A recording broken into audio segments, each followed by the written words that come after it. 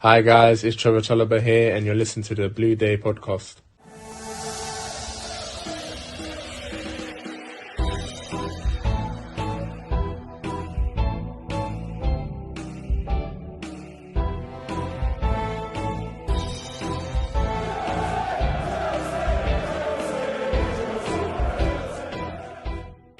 Welcome back, my friends, to the podcast that never ends. Yes, folks, this is the Blue Day podcast, and for Chelsea fans everywhere, every day is a blue day, and a happy new year, one and all, to the first show of 2024. I am your host, Keith Lawrence. Joining me tonight is former Chelsea youth player and somebody who cannot stand VAR the same as me. It's Milan Lalkovic. Milan, first show of 2024. Welcome back, my friend. How are you?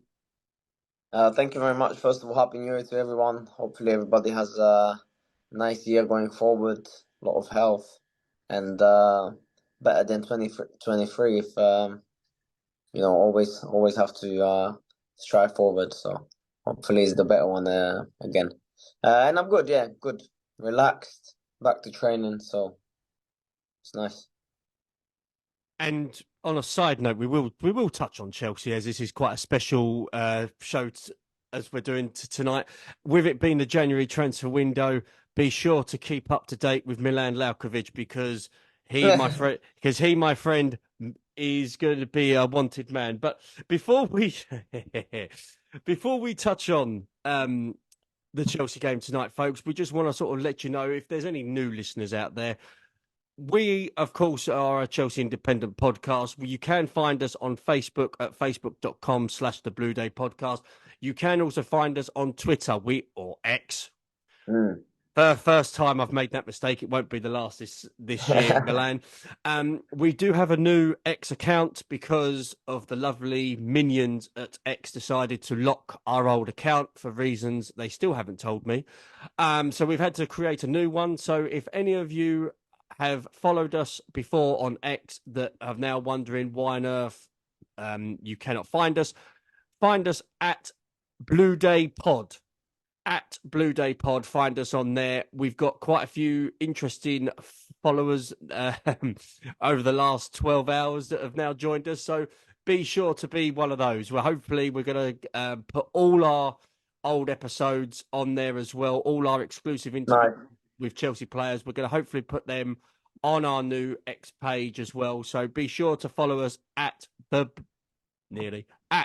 Day Pod. Instagram is the same, obviously, at the Blue Day Podcast, where you can find us with clips and everything. We also have Milan. I don't know whether you've seen the messages over Christmas. We have a new social media manager now. We're actually going up in the world now, which is nice. It's good. Needs to be moving forward, as I said. Well, the podcast is moving forward. There seems to be a bit of attraction, especially with past Chelsea players. So we're hopefully going to do something special this year, especially with the women's side as well. So more on that later. But as we've said, this show, as we are recording, is straight after the game against Preston North End in the FA Cup third round. Before we touch on the actual game itself, Milan, what are your memories of FA Cup third round weekend? I actually obviously played for Walsall in the FA Cup. We got into, I think, fourth round. I think we got smashed by Reading away. But we had some good games. We had really good Carabao Cup run. I remember we beat Forest, we beat Brighton, then we played against Chelsea. And the fans clapped me off, which was nice. I remember. We lost 4-1. And they played stronger team because we were fighting for promotion that year. I think we were third or second in the league, and it was Jose Mourinho's second season after the title, and they were like 10th or 8th, something like that. Remember that season when they were struggling at the start? I do, I'm afraid, yes. Everybody played that game. Falcao, JT, Cahill, Ivanovic. Obviously, I had a good game against Ivanovic that time. I think a lot of people remember that. So, and we exchanged shirts after the game. The thing is, at that time, when I looked at Ivanovic, when I saw Ivanovic, that he's going to play right back and obviously me on the left, I knew I'm just going to run at him at any time I can because he was struggling at that time. And the weekend before, Alexis Sanchez was twisting him up. But so it was a good game. It was a good game. Do you still have that shirt? I do, man. I do. I actually saw it now when I was in England. When I was in England, I have it, and I hope he has mine. Fair dues, as long as you Nah, don't but see it on obviously eBay we anytime don't soon. speak the same language, but he was Serbian and Nemanja was there as well, and we spoke a little bit in the changing room after, and it was nice to see them again and everybody. I think Steve Holland was obviously on the bench. He was my reserve team manager, one of my favorite coaches. So good time. And then FA Cup, yeah, I think the furthest was the fourth round we got to Warsaw, and Reading beat us championship. But nice, yeah, big competition, man, big competition. It's always interesting, isn't it, when you see who you're going to get in the third round. A lot of teams, whether they're non-league or lower Yeah, so the in the smaller teams is EFL, really good. Obviously, you they get the revenue, get the money from the fans if the stadium is full. For the other teams, if you get a big crowd, so it does help the smaller clubs definitely. Well, I was scouting. Again, we will touch on Chelsea, I promise. I was scouting in Gillingham this afternoon against Sheffield United. Okay. Not great for Gillingham. Over 8,000 was at the Priestfield this afternoon. It was a crazy game. The Gillingham, for the first time, I think for many, many years, decided to do half and half scarves. That for me is an absolute sin. I hate those things. Why do them? It's Yeah. ridiculous. But it was great. It was interesting to have a look at certain players. Sheffield United, I think that's the first time they're probably going to score 4 in one game this season. They're not No. they're not that great. But Gillingham, yeah, less said about them, the better. What we will talk about, though, folks, you're obviously not here to talk about us rambling on about other games, is Chelsea. And Chelsea played Preston North End in the FA Cup. They won 4-0. If for those that probably didn't watch the game, that see the scoreline, will probably think, oh, it was an easy win for Chelsea. But you and I saw the game, Milan. Many other Chelsea fans saw the game. It wasn't that, was it? Especially in the first half. Yeah, It was big a shake. great team, great lineup, I thought. You know, players that Strong, man, strong. you Gave wouldn't respect to the expect other team, man. you wouldn't expect potentially Chelsea to play, considering that again against Preston you might give players maybe a bit of a rest, but Yeah, as but you with the way said, the season is going, I'm not surprised he played a strong team. What if you get out against Preston? All the pressure's on you, do you know what I mean? So he played the strongest team, obviously. Alfie deserved the start because he was fantastic and he was coming on. So why not to give him, especially against Championship side? And he was one of the best players today. yeah, he's done well, and he's a lad that isn't your modern day fullback, whereby he's gonna No, he's centre back. He's not overlap. fullback. He's He's a centre back. centre back. Yeah. So whether or not he can be converted into a right back a la Branislav Ivanovic, maybe. But I thought today he did quite well, to be honest with you. It doesn't matter where you play if you can get minutes. Obviously, Yeah. it helps if you play in your favorite position as a youngster. But you have around you, obviously, Colville, Gusto, Caicedo, Enzo, Diassi. I'm not a big fan, so but he was there and yeah, Well, big shaky. we're going to touch on disaster in a minute. But in terms, it was good to see Brozier play, and I think that the fact Yeah, Brozier's listen, even him until he scored, he was a bit shaky. He he was a was bit shaky. shaky. I still But think end of the day, he's there. End of the day, he's there to score, and he did. And then nearly he scored after fantastic cross from Madrid. great header. Mm. Me personally, I still think he looks a bit rusty. He And I does. He still does. think that He looks. injuries. He looks rusty. He was losing a lot of easy balls, not holding the play up, and that's why No. Preston had a little bit of good play in the first half, and we were shaky and not good enough on the ball. Really, not dangerous. Obviously, Palmer had the chance to score, but after the first goal, it was calm. We'll touch on Brozier now. In terms, yes, he scored the goal. It was a bloody good header as well, right Yeah, into the far post. great cross as well. Is he the type of guy that needs to play every week because he's been so rusty? He's missed a hell of a lot of football over the last 12 months. Is he somebody that can lead the line for Chelsea between now and the Well, end of I the think he season? will have to now because Jackson's gone. Thankfully. But I promise I won't rant. But will Chelsea perhaps might need to look in the January transfer window and bring in another Yeah, striker possibly, yeah.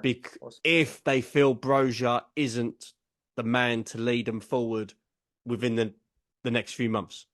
Yeah, possibly, yeah. You need another striker. 2, 3 strikers would be good. But who's available? I don't know. I don't even know. Well, Osimhen, you need to pay big money for him. I don't think he's gonna go now. Just signed a new contract, so I think summer maybe. Maybe Chelsea will be like, okay, let's not panic now. Let's wait. Jackson will be back after AFCON. You got Broja now. Sterling can play false nine, but then we don't have a focal point if Broja is injured or whatever. I don't think I wouldn't expect him to play all the time at the moment. Listen, every striker is best for him to play, but if you look rusty and you're not scoring, you're not doing work for the team, then why do you deserve to play? Do you know what I mean? Just because someone else is not there. I don't know.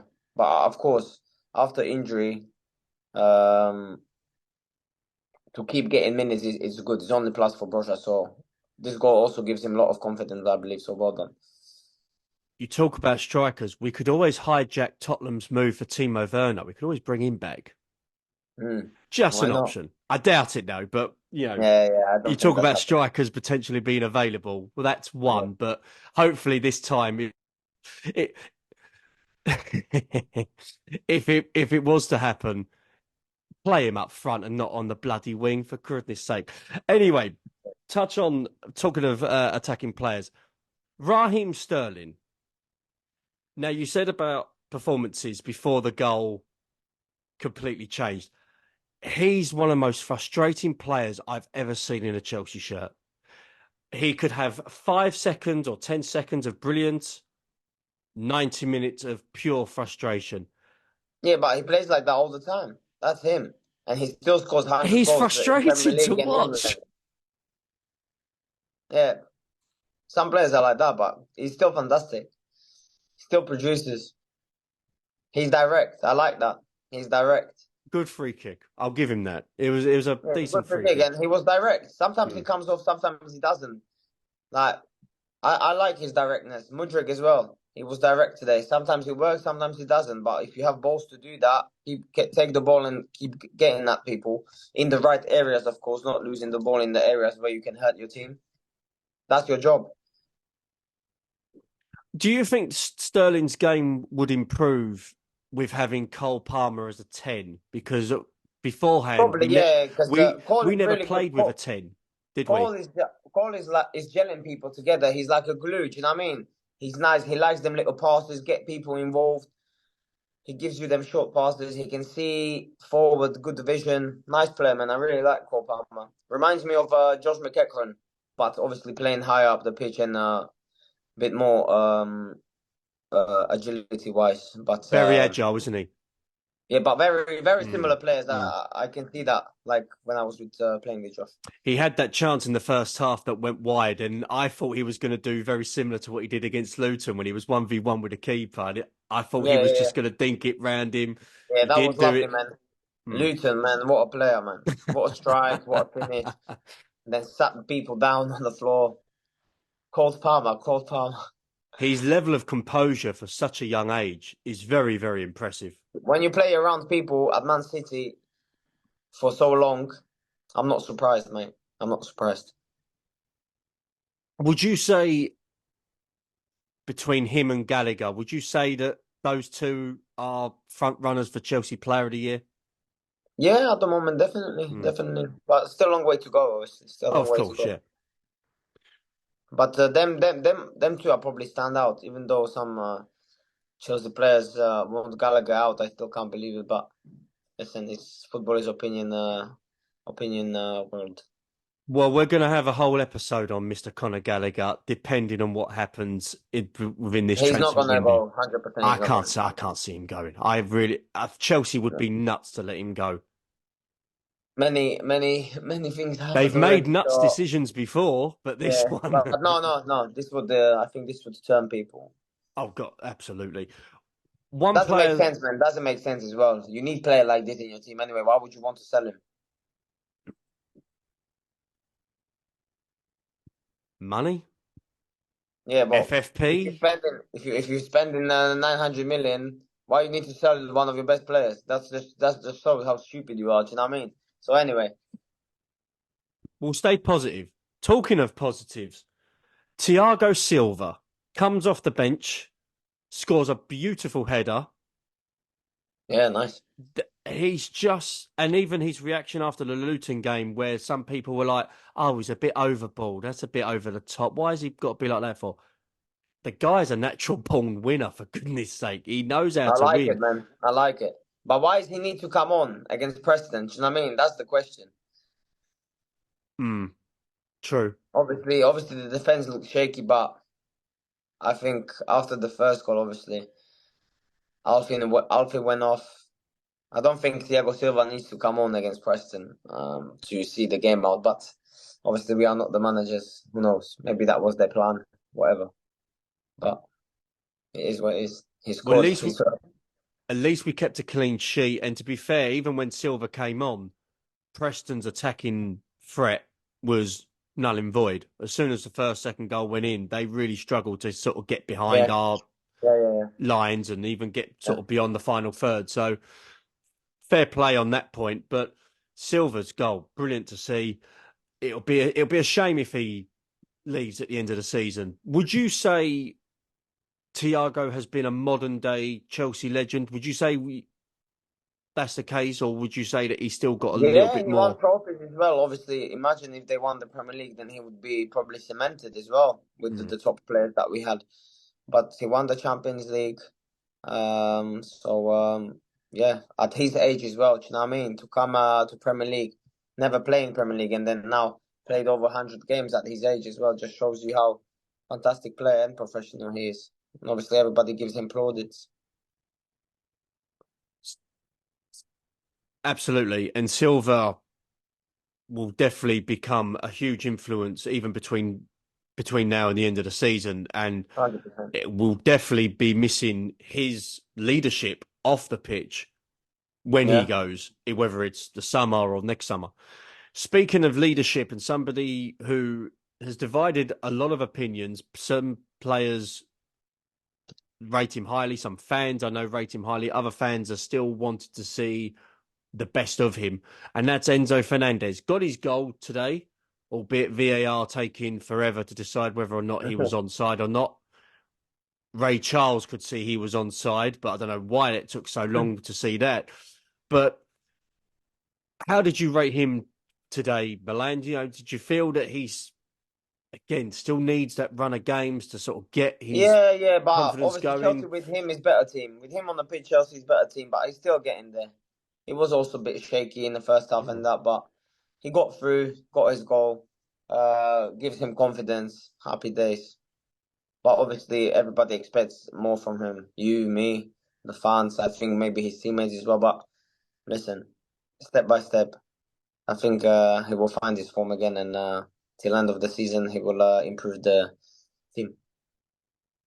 Because it's interesting to see where he positions himself with Chelsea, especially with Caicedo next to him, and which one's, you know, the holding, which one's the box to Yeah. box midfielder.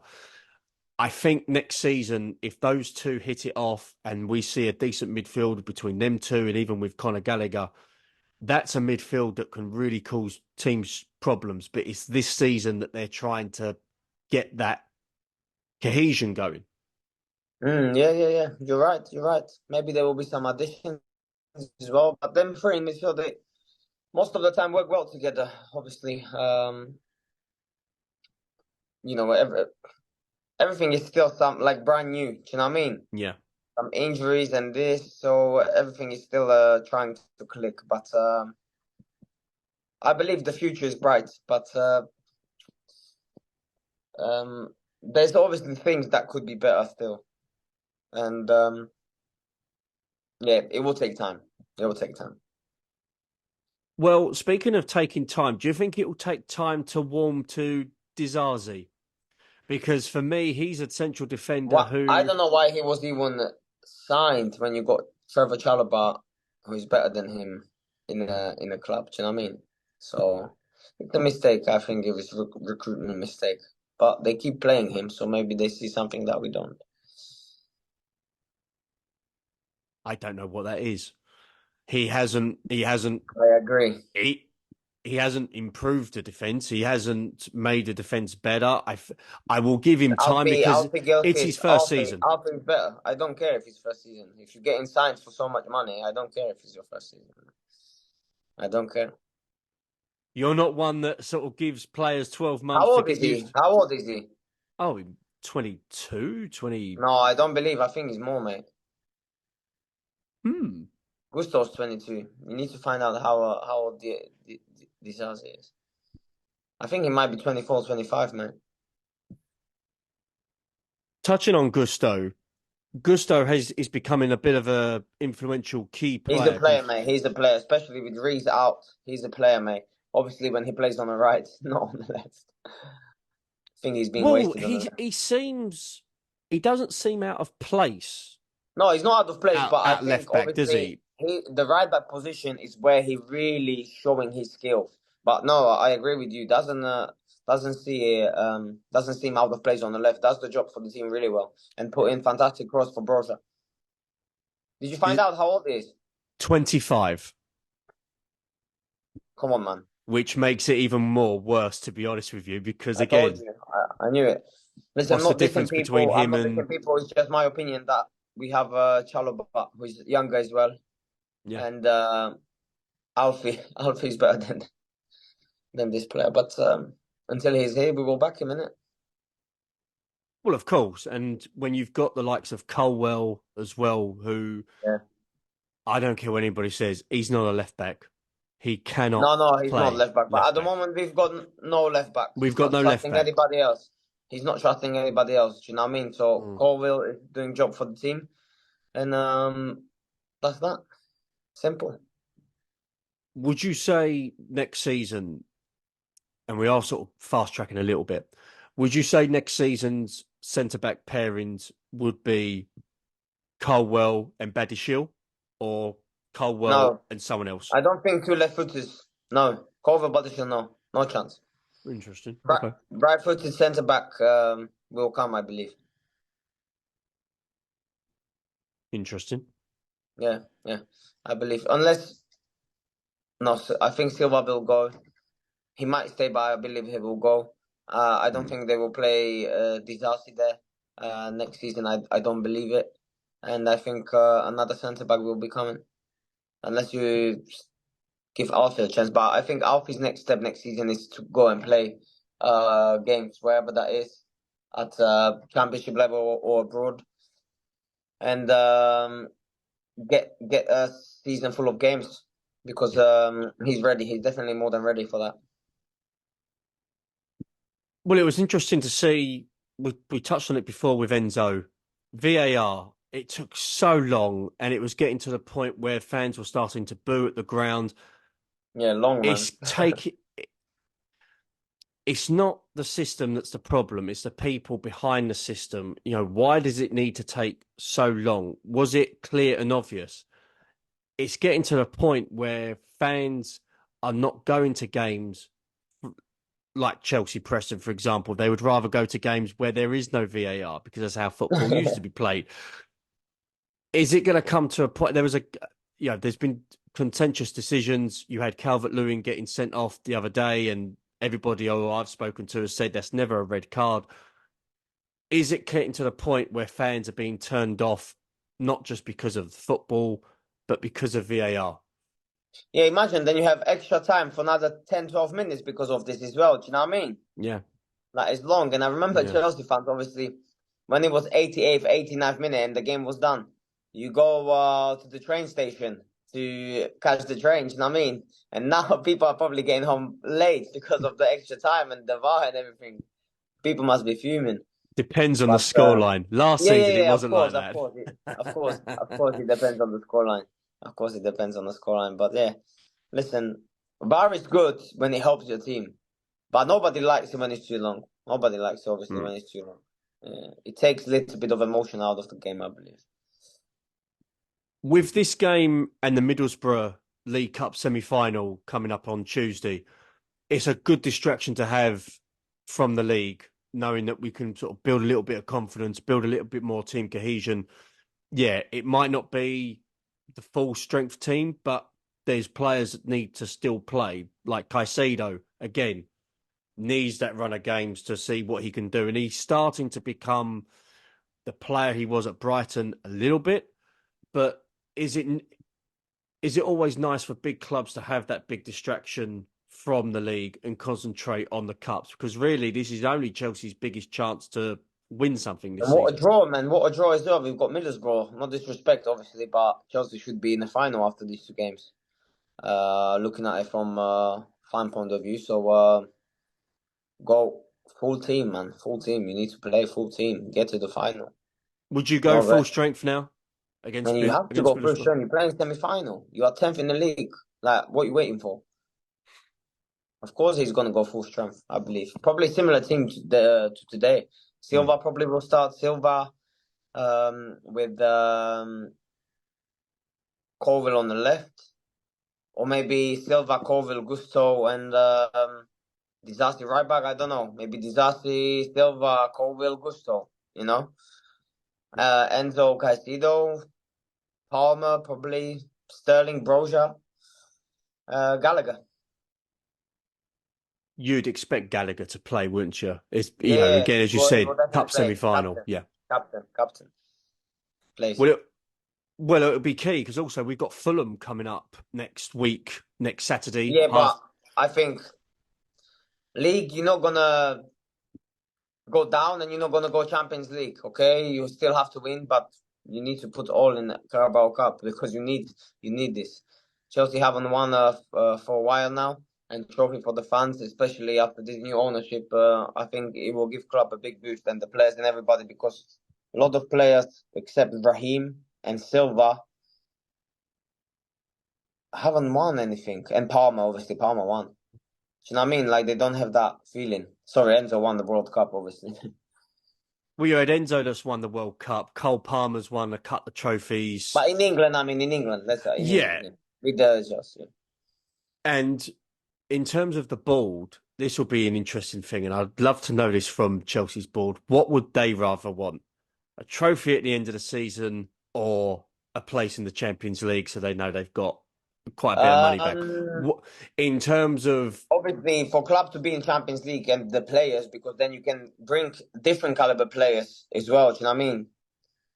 The market is completely different when you're in the Champions League or when you're in Europa League or yes, when of you're course, in Conference League. yeah. You know, you can bring the top players. You can offer them the Champions League football. So I think... But trophy is the trophy, man. Yeah. Trophy is a trophy, man. Do you know what I mean? So, me being from the supporters' side, it has to be a trophy. You know, you want that successful day out at Wembley, and you want to see the young players lift a trophy. People like Colwell, who hasn't won anything at club level, even Petrovic hasn't won anything major at club level. In the League Cup, I don't care what anybody says, League Cup is still an important trophy. You try telling any Man City won it, 4 times in a row, 3 times in a row? Yeah. So if they can win it, then obviously it's something. You try telling any of Jose Mourinho's teams that the League Cup didn't matter. Yeah, Exactly. So it'll be interesting. But yes, you know, we've won again. We're starting to get that little bit of a winning feeling. I know it was against Preston, but you still got to beat what's in front of you. We're in the 4th round. Me from the location side, it'll be great if they played Maidstone away, but that's just me. Oh yeah. It's possible, you know. You never know. Maidstone in the 4th round. Bloody hell. That's imagine what a story for Maidstone. And it would be far from me. I can take the train. It would take 10 minutes. So that'd be nice. That'd be nice. Hopefully the people at the FA will be listening to this. Manifest it. Well, you never know. I mean, listen, Twitter must obviously listen to this show because otherwise we had to change the bloody account. So there are people that listen. You probably did something dodgy, man. Don't tell lies. No, I haven't supported I haven't supported any of Joey Barton's tweets. I promise. Man, he's gone off. By the way, he's gone off. On a side note, listen, we're sort of touching on this, but this is a bit of a special show. He's going for everyone. He's gone crazy, isn't he? He's gone for everyone, mate. You can't even reply to him because he's gonna go for you. But it's He funny. went Some of the things is funny, you know. he went for But still, Gary Neville. yeah, He's he's gone going for for everyone. ITV. Yeah, he's going for everyone. Mad, mad, mad, mad, and he don't care. Screw loose. But it's Very strange, interesting. very strange. Something obviously triggered him to do this. It doesn't happen just like that. Do you know what I mean? Something triggered him. Definitely, something happened, and he said, "Look, let's." He said, "Fuck it, and let's go."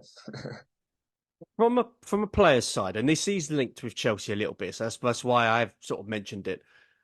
Do you think that there are players in this day and age that look at Barton's tweets and they look at not that he's trying to get a reaction, but the type of stuff he's saying? Now, yeah, Barton as a player, I didn't like him. I thought he was a bit of a thug on the pitch. Ways Yeah, like off but the listen, pitch. he plays Premier League. Anybody who Exactly. plays Premier League has decent courage. You know what I mean? Is the pinnacle, the top league. Do you think he's dividing opinion amongst players? Because there are players that are playing in this day and age that probably will not say anything because of the potential backlash, whereas people like Barton, people like others, will Look, freely if you say have an it. opinion, it's good to have an opinion. But I think when you obviously he's on his own now, but when you're in a team, it's very difficult because you're representing the club. You know what I mean? You're not just representing yourself. You're representing your club, so you need to be really careful what you say, what you write. Sometimes I remember when I was younger, I wrote something on Twitter, and I've got literally 5 minutes later, I've got a message to take it off. I've got a message from our secretary to take it off because it can get me in trouble. And I was like, delete. Oh, wow. Yeah. I remember one of my teammates just posted quotes from the song, from one song. Obviously, it was swearing. 5 minutes later, secretary, take it off. Interested. Yeah, so we have to be That careful. probably still happens you're now, right, especially when you're with young representing players. someone with the job, you know, and so. Well, if ITV do want to sort of bring in Joe Barton as a pundit, I think it's probably best time to do it now because he ain't going to get back into football anytime soon, especially as a manager. I don't think any clubs are going to get him in. But listen, here at the podcast, we do support women's football. We do promote women's football, and we feel that football is for all. And you know, listen, Joe Barton's You got know an what? opinion. One thing I'm gonna say from what he was saying, everybody, I don't mind women's football or anything. Anybody can have opinion on the football as well. It's not about if you could do this and you can't say nothing because you didn't do what they. Do you know what I mean? But I don't know if ladies should be commenting on. I don't know. I don't know. It's if they comment on ladies football on ladies, it's perfect. You know what I mean? I don't think men comment on women's football. Like I don't know. I don't know. I don't know. It's very. One thing he said right is it's the same sport but different, but little bit different. But it's same sport. It's same sport with obviously it's different with the physicality, with the techniques and blah blah blah, the movement, the strength. Yes, this, but well, the pressure. I don't know. Listen, it's gonna divide opinion forever, forever. But I think what people don't like is when someone giving tips, like some of the ladies give tips to other footballers, like, oh, they should be doing this, they should be that, but then they didn't do it. You know, this is what winds them up. I think this is what winds them up, and that's why this is like that. If somebody does mistake and says the wrong name or wrong date, or this happens to everybody. It happens to anybody. It can happen to me and you here on the podcast. We didn't know Disaster's age. Do you know what I mean? Yeah. Yeah. So this is not a problem. But I think the football things that they say or how they say it, that divides opinion. But who are we to talk about that? It's not our job. We can just give our opinion in it. But I said I don't mind. I have friends who play in um who played the women's football for national teams as well. When I was doing my rehab at Chelsea, I got to know Karen Kearney, who is and she's good, by the way. She's really good. Pundit. She was playing for Chelsea and have a lot of caps for England. So yeah, not problem at all for me. It's for, I think, others that divide opinion. Who says what? But we have to say as well, and we're not going to sort of go too deep in the weeds with this. Chelsea women have absolutely elevated Chelsea Football Club as a whole brand, as a whole inclusive brand, whereby there are more females going to Chelsea matches because of the success of the women's team, because of what Emma Hayes has done, and people like Tony Faulkner, who began the Chelsea women's side, and other, when Chelsea's women started in the late 90s, going into the early noughties. The people behind Chelsea women have been fantastic, and what Chelsea women have done over the last 10 years to promote the women's game, to promote Chelsea as a whole brand, massive, and it's really helped the club. So massive. And in terms of Chelsea women being pundits, listen, they're getting paid for a reason. ITV, BBC, whoever, TNT. We know why they're on the TV, but they're not going away, folks. They are there to stay, whether Joey Barton likes it or not.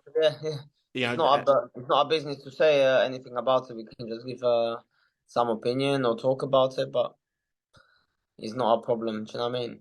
But Emma Hayes, obviously, I think she's gonna be a manager for one of the men's teams soon. If somebody gives her a chance, I think she will be the first one. If someone gives her a chance. Well, and good luck to her. But I think she's gonna be USA manager for. That's right. No? Yeah, that's right. Yeah, so maybe after.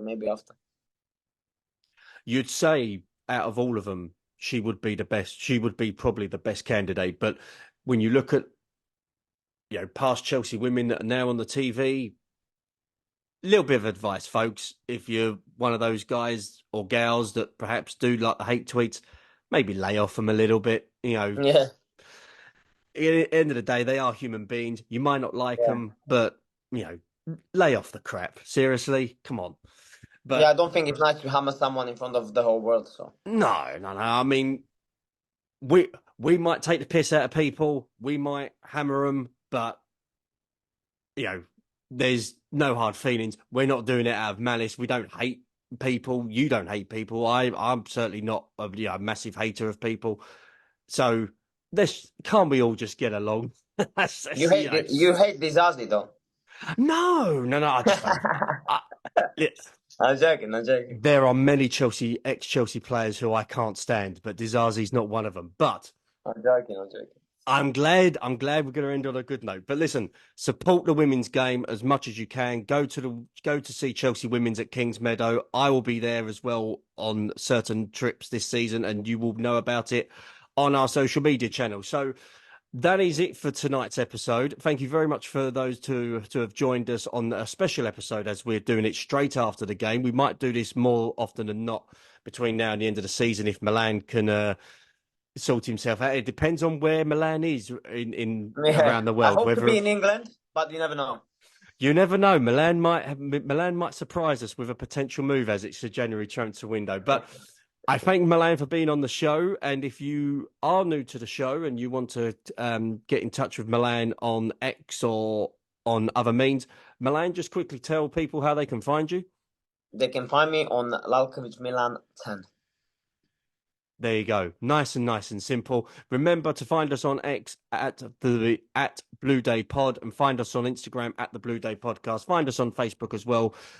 Facebook.com/the Blue Day Podcast, where we are approaching 14,000 followers. So not too bad for a small. Not bad, is it? I probably added like 5K. it's all them screaming women after. That's all it is. It's all I'm them. joking, I'm joking. It's all them mid to late 20s that are still trying to get you. But folks, we hope you've enjoyed this episode. Keep the blue flag flying high, folks, and enjoy Chelsea getting into the fourth round of the FA Cup, where hopefully they will play Maidstone away. I have been Keith Lawrence. He's been Milan Lalkovic. Stay safe, folks, and carefree. Take care.